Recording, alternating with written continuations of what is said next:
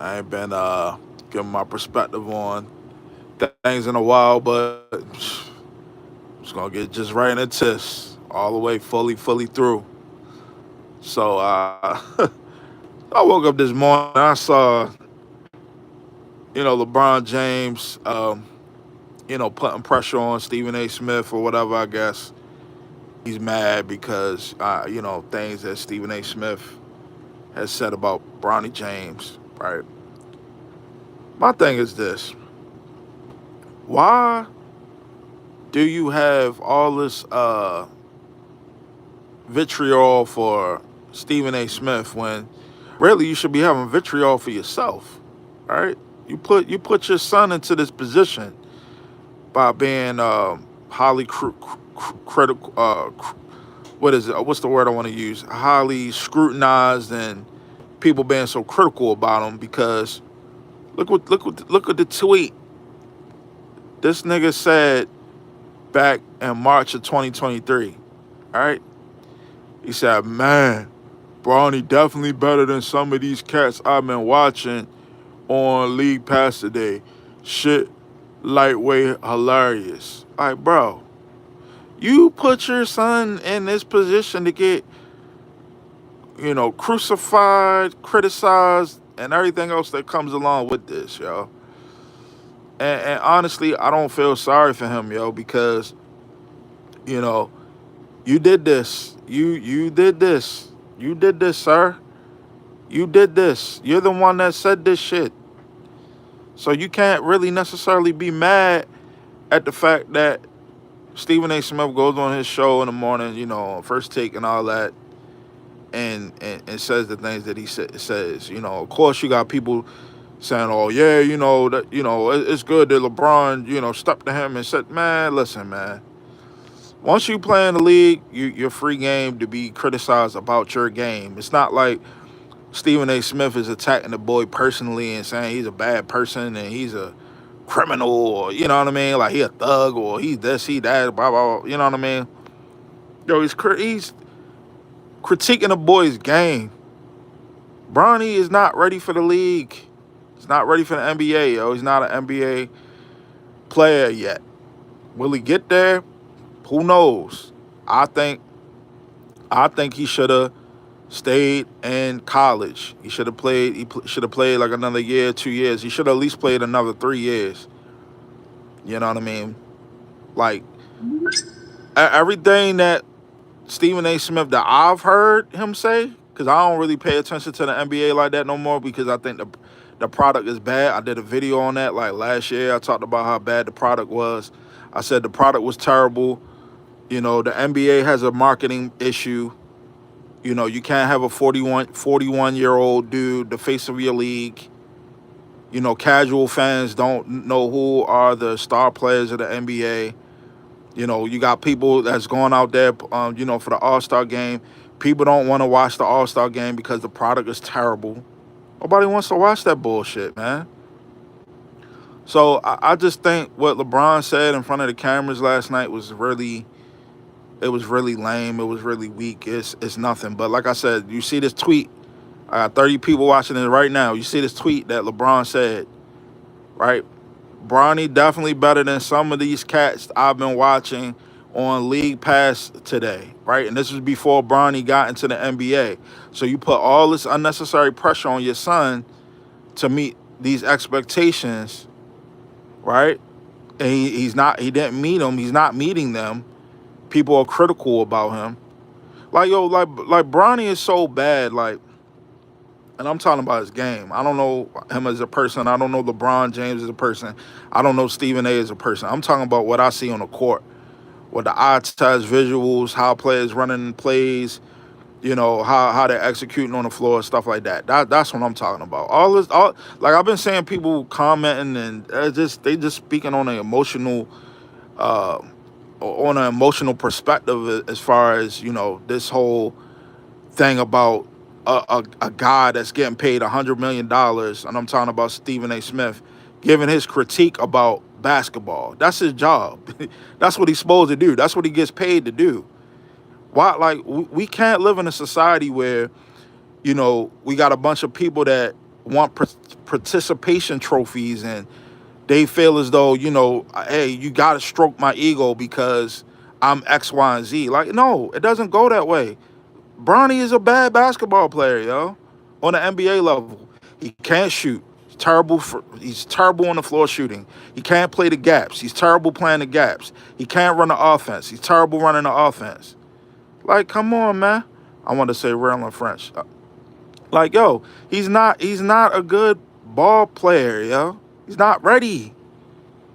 But you got all these, like, when the NBA was propping this dude up, and I ain't going front. Like, this past year's draft it wasn't really good prospects. Like, I had watched highlights of when Bronny was playing in the summer league against Reed Shepard. Right, Reed Shepard, he went to University of Kentucky.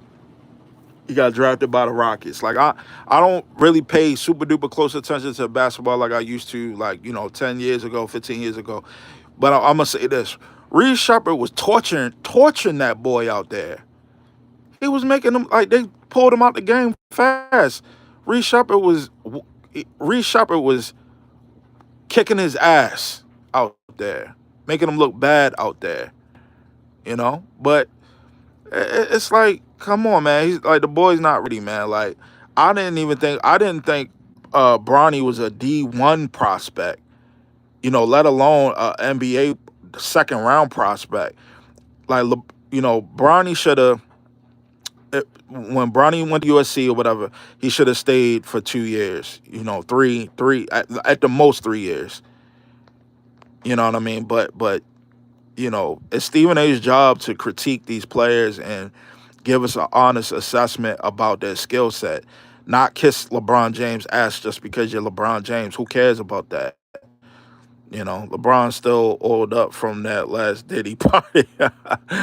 Yeah, it's like, man, I'm just really sick and tired of the bias with the NBA when it comes to LeBron and his son and all that stuff. Like, I get it.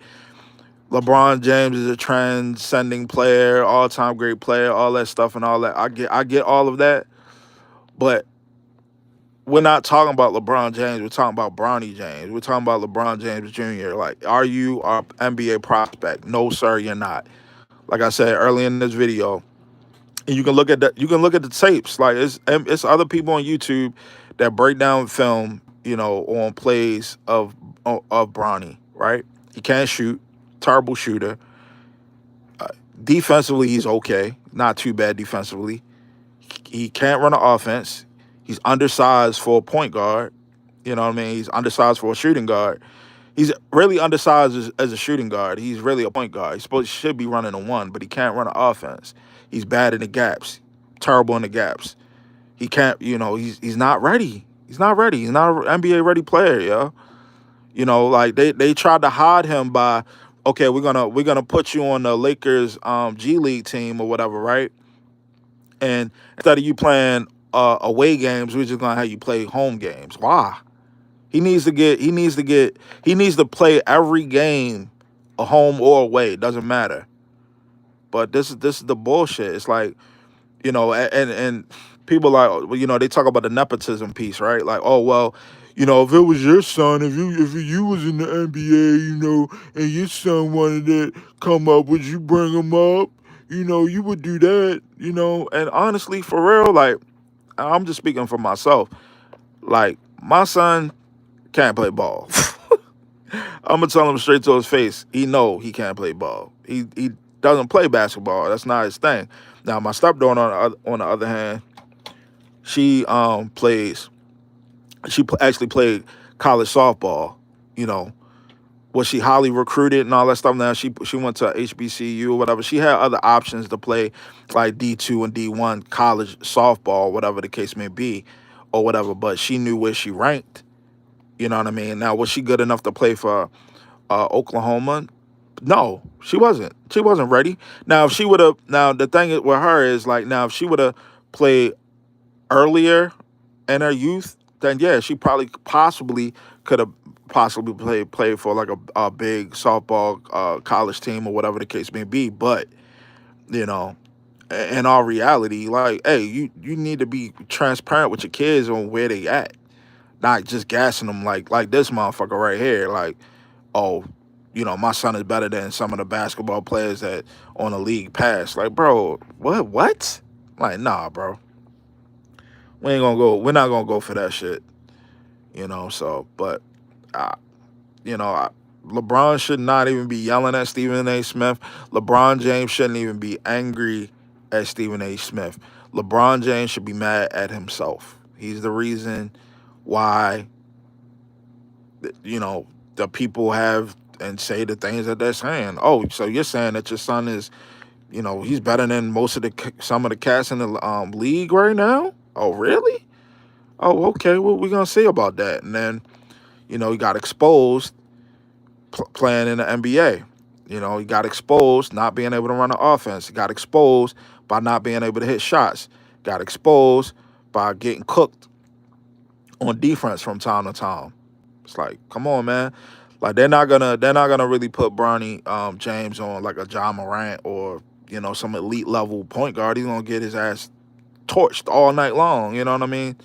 And he's not ready. Like I just think with LeBron just being the narcissist that he is, put a lot of unnecessary pressure on his son. And, and it's really unfortunate because honestly, if LeBron James' son would be on any other team, he would be on the outside looking in. He would have probably got waived already, you know. But we could sell this dream of, we got LeBron James Sr. playing with Bronny James Sr., Bronny James Jr. and this and that. Yeah, it's a good, nice, feel good story, but he's still a bum. He still can't shoot. He still can't, cover the gaps. He still, he telegraphs passes. Like he's not that, yo.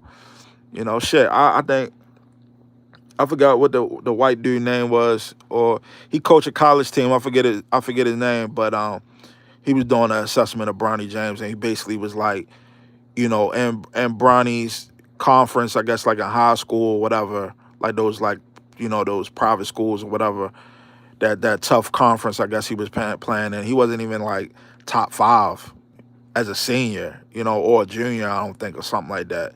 So it's like, you got these fools on social media like, oh, he give him a chance and he's gonna be good and he's gonna, you know what I mean? And it's like, yo, nah, yo, like we gotta be transparent with this shit. Like we can't just continue to keep, you know, sugarcoating information and coddling people because of how they feel and all that stuff. Nah, we need to be transparent. Like, yo, he's not ready.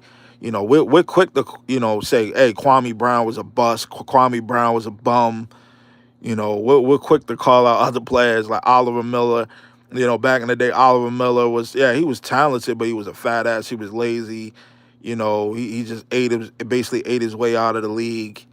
Like, or Charles Barkley. Hey, Charles Barkley was an all-time great power forward, but he never won a ring. He was a loser.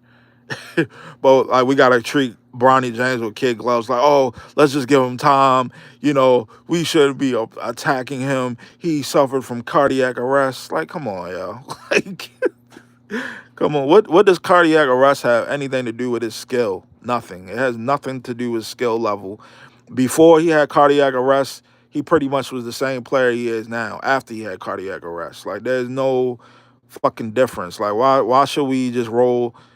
Put the kid gloves on this dude, after his father basically, try to throw other like his peers under the bus, basically saying that his son was better than him. I mean, it's cool like if you talking shit, like, hey, we on the court, we talking shit, or we, face to face and all that. But if I was him, I would, and knowing what I know, and doing the eye test and knowing guys that was skilled, guys that ain't skilled, and all that, like I wouldn't put my son under that type of pressure. I'd be like, look, if I was LeBron, I'd be like, look, my son, he's working hard on his game.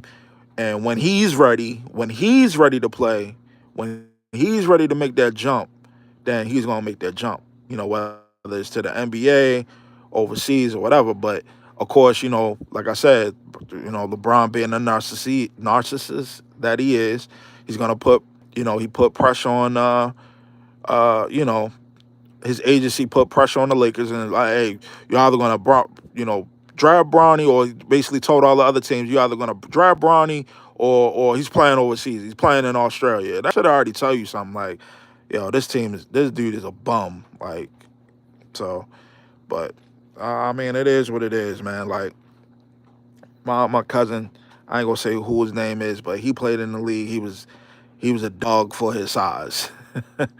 Yeah, he was a dog for his size. Like one of my homeboys, he just recently retired from the NBA.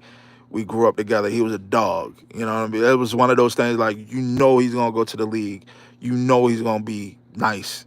I played ball with other dudes where it's like, all right, they might not make it to the NBA or whatever the case may be, but like, hey, they might play really good internationally or something like that. You know what I mean? They were dogs, they were dogs, but they weren't like NBA ready dogs. They weren't NBA ready dogs. And it is what it is. Like, and Brownies probably could be real good overseas, but they ain't no. eh, I- I've seen other players over the years, for real, like that were probably less touted than him as far as all this all this energy as far as we need to prop him up and shit like that. That was better than LeBron James' son right now. You know what I mean? Like it was a dude back in the day named Tyrese Rice. Like he played for Boston College or whatever back in the day. He was from Virginia, Richmond, Virginia. He was a fucking dog. He was a dog. He would have bust Bronny James' ass without no question. Like he would have just gave him the business. Like it's another player back in the '90s. Scooney Penn. Scooney Penn. I think he went to. Trying to remember what college he went to. I think he went to Villanova, if I'm not mistaken, or whatever.